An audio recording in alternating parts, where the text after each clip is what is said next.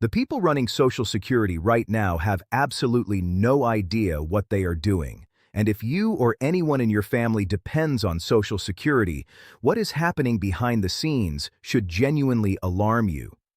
We are watching in real time as one of the most critical government programs in American history, a program that over 70 million Americans depend on for their survival, is being treated like a tech startup experiment, where the motto is, move fast and break things. And that is exactly what they are doing. They are breaking things. They are breaking the system that puts food on your table, pays your rent, covers your medical bills, and keeps you alive. And today, I am going to walk you through everything that is happening, what it means for you personally, and the specific steps you need to take right now to protect yourself and your family before you fall through the cracks. So let me take you back to how we got here. Over the past year and a half or so, people with tech backgrounds and zero government experience were brought into federal agencies, including the Social Security Administration. These are people who come from Silicon Valley, from the startup world, where the culture is all about disruption. Move fast, break things, throw spaghetti at the wall, and see what sticks. And that philosophy might work when you are building a social media app or launching some new tech platform. If the app crashes, nobody dies. Nobody loses their home. Nobody goes without their medication.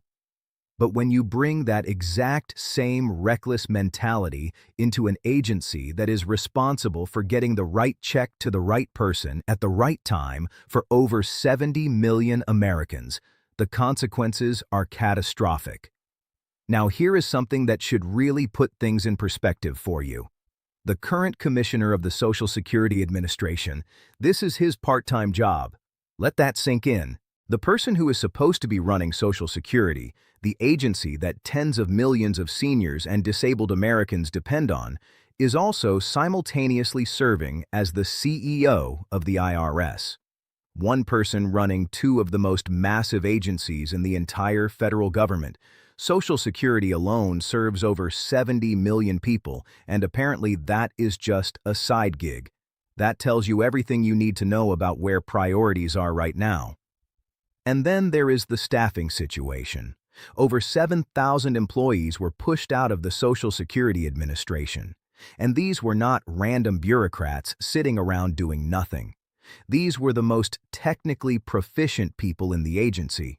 These were the people who understood the systems, who knew how to process claims, who answered the phones and helped people get their benefits. These were the people with decades of institutional knowledge, the people who knew how to navigate the incredibly complex rules and regulations that determine whether you get the right benefit amount or not. And they were shown the door. So what happened after they gutted the workforce? Exactly what you would expect.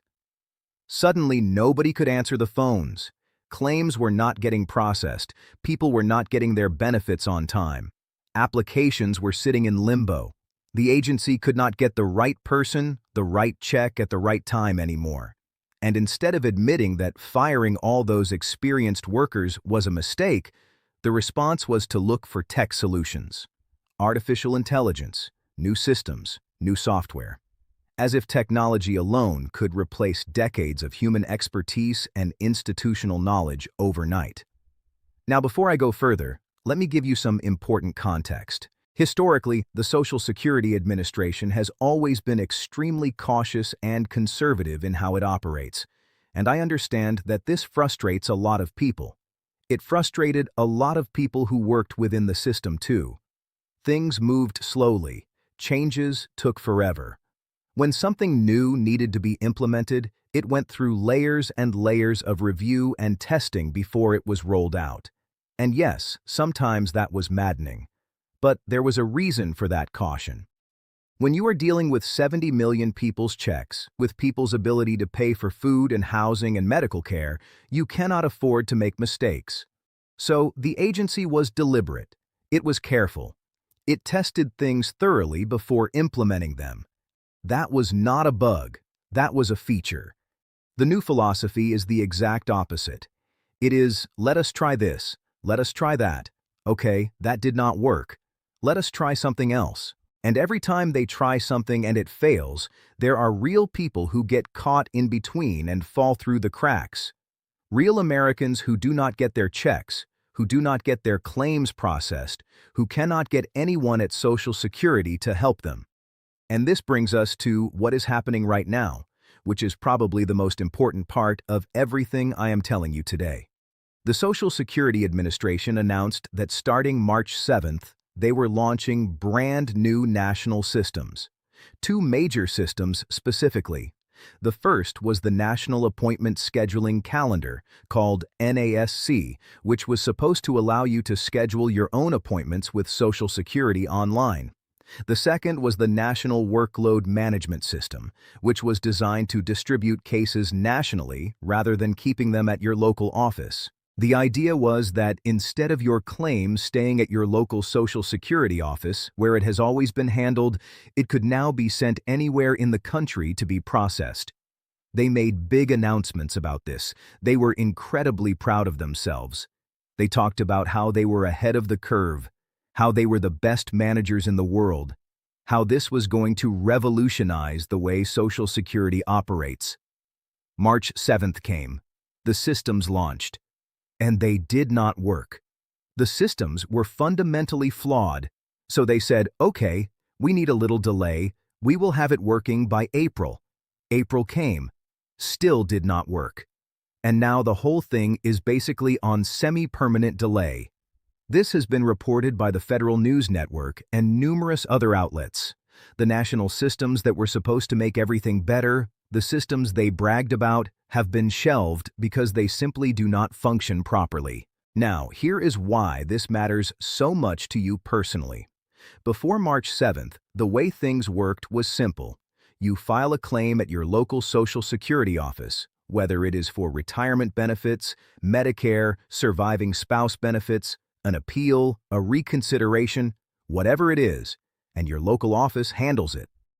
The people in your local office who are familiar with local processes, who you can go visit or call, they work on your case. After March 7th, under the new system, claims filed locally started getting shipped out to random offices across the country. Your claim that you filed at your local office in Ohio might have ended up at an office in Arizona or Florida or anywhere else. And now that they have admitted the new system does not work and they are going back to the old way, there is a massive question that nobody seems to be answering. What happened to all those claims that got shipped out across the country during this transition period? Where are they? Who is working on them? Are they just sitting there in some digital queue with nobody assigned to them? Are they lost in the system? Because I am getting reports from former colleagues at Social Security offices throughout the country that this is exactly what is happening. Claims are floating around with no home, no assigned worker, and no one taking responsibility for them. This is why I am urging you, if you filed for anything with Social Security around March 7th or any time since then, you need to contact Social Security right now. Call them. Go to your local office. Tell them when you filed, what you filed for, and ask them to confirm that your application has been assigned to someone and is actively being processed. Do not just assume it is being handled. In normal times, sure, you could trust the process. But these are not normal times. Applications are falling through the cracks, and if you do not advocate for yourself, nobody else will. This is especially critical for people who need Medicare coverage. If you applied for Medicare and your application is sitting in limbo somewhere, you could end up without coverage. If you need that coverage before the end of the month, if you have medical appointments coming up, if you have prescriptions that need to be filled, you cannot afford to have your application lost in the system. Reach out to Social Security and confirm your status immediately. Now, let me shift to something else that is incredibly important and that most people do not know about. The National Council on Aging has done extensive analysis and found that approximately $30 billion in public benefits go unclaimed every single year. $30 billion that eligible Americans, mostly older adults, are entitled to but never receive. And this is not because they are not eligible. It is because the system has been made so deliberately complicated that people do not even know these benefits exist. The complexity is not a bug, it is a feature designed to keep people from claiming what they are owed. One of the biggest programs that people miss out on is the Medicare Savings Program, known as MSP. Here is how it works. If you have Medicaid, specifically one of the higher levels of Medicaid such as QMB, SLMB, or QI, your state may pay your Medicare Part B premium for you. In 2026, the standard Medicare Part B premium is $202.90 per month. That is over $2,400 a year. If you qualify for the Medicare Savings Program, the state picks up that cost, and that money stays in your pocket. That is real money that can go toward food, housing, medications, transportation, whatever you need. But millions of people who are eligible for this program have never even heard of it. They are paying that Part B premium out of their Social Security check every month when they do not have to. Now, for those of you who have both Medicare and Medicaid, you are what is called dual eligible. And being dual eligible opens up additional options for you. There are special Medicare Advantage plans called Dual Special Needs Plans, or DSNPs, that are specifically designed for people who have both Medicare and Medicaid. These plans can offer additional benefits beyond what regular Medicare Advantage plans provide. But here is the critical thing I want you to understand about choosing any plan, whether it is a DSNP or any other Medicare Advantage plan. Do not choose your plan based on the flashy extra benefits they advertise. Do not pick a plan because it offers a free gym membership or some other perk that sounds nice. The number one thing you need to check is whether your doctors are in the plan's network. Can you keep seeing your current doctors? Are your specialists covered? Are the hospitals you use in network? Are your prescriptions on the plan's formulary? These are the things that matter for your actual health. The extra benefits are nice, but they are meaningless if you cannot see your doctor. Speaking of extra benefits, there is a major change in 2026 that a lot of people are finding out about the hard way. For the past few years, many Medicare Advantage plans offered generous grocery cards and over-the-counter benefit cards. Some plans were giving people $200 to $300 a month to spend on groceries and OTC items. It was a significant help, especially for people on fixed incomes. But that program as it existed has ended. In 2026, the rules have changed significantly. Now, to qualify for those grocery and OTC benefits, you need to have a documented chronic health condition. It is no longer available to everyone in these plans, and even for those who do qualify, the amounts are generally not as generous as they were before. This is an industry-wide change, and we are going to see more and more of these benefits being pulled back going forward. And then there is the Medicaid situation, which is frankly alarming. Across the entire country, Medicaid is being cut. Federal funding for Medicaid has been reduced dramatically. According to reports, state Medicaid budgets are going to lose a combined $665 billion over the next decade due to federal cuts. That is not a typo. $665 billion. What this means in practical terms is that states are now scrambling to figure out how to operate their Medicaid programs with significantly less money. And the ways they are doing that are going to directly hurt the people who depend on Medicaid the most. Some states are making it harder for people to enroll or re-enroll in Medicaid, even if they are eligible. Some states are kicking people off their Medicaid coverage entirely. Networks are being shrunk dramatically. Where your Medicaid plan might have had 50 doctors in your area, it might now have 15 or 10.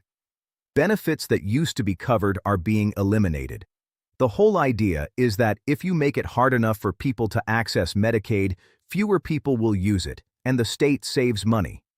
But the people who suffer are the ones who need that coverage the most. So if you have Medicaid, you need to be actively checking your coverage right now. Do not assume that everything is the same as it was last year. Check your plan, verify your benefits, make sure your doctors are still in your network, make sure the services you rely on are still covered.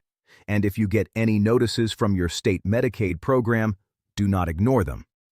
Read them carefully and respond immediately if required, because missing a deadline could mean losing your coverage even if you are still eligible. Let me also address something about surviving spouse benefits, which used to be called widow's benefits. These claims have historically always been processed at your local Social Security office. They are complex claims with a lot of variables, but experienced claims representatives at local offices have been handling them for decades. If you have filed for surviving spouse benefits and you are being told that your application has been sent to a payment center, that is unusual. Normally, these are adjudicated right there in the office. Sometimes when an employee tells you it has been sent to the payment center, it can be a way of shifting responsibility. You need to follow up on this. Do not just accept that answer and wait indefinitely. Call back, get a status update, and make sure your claim is actually being actively worked on. For those of you who have recently filed for retirement benefits and everything went smoothly, that is wonderful. Simple retirement claims are generally straightforward and tend to go through without major issues. But just because the process was smooth does not mean everything is correct. There are several things you should verify. First, check your earnings record. Go to my Social Security account on the SSA website and look at your lifetime earnings. Every year you worked and paid into Social Security should be accurately reflected. If there is an error, even 1 year that is wrong, it could mean you are getting a lower benefit than you deserve. Second, make sure you filed for the right benefit. A lot of people file for retirement benefits without realizing they might be eligible for a higher benefit through another program. Are you eligible for spousal benefits? If you are divorced, are you eligible for divorced spouse benefits? Are you eligible for survivor benefits? There are situations where people are entitled to benefits based on a spouse's or ex-spouse's record that would be higher than their own retirement benefit, and they never even check. Third, Medicare. Did you sign up for Medicare when you should have?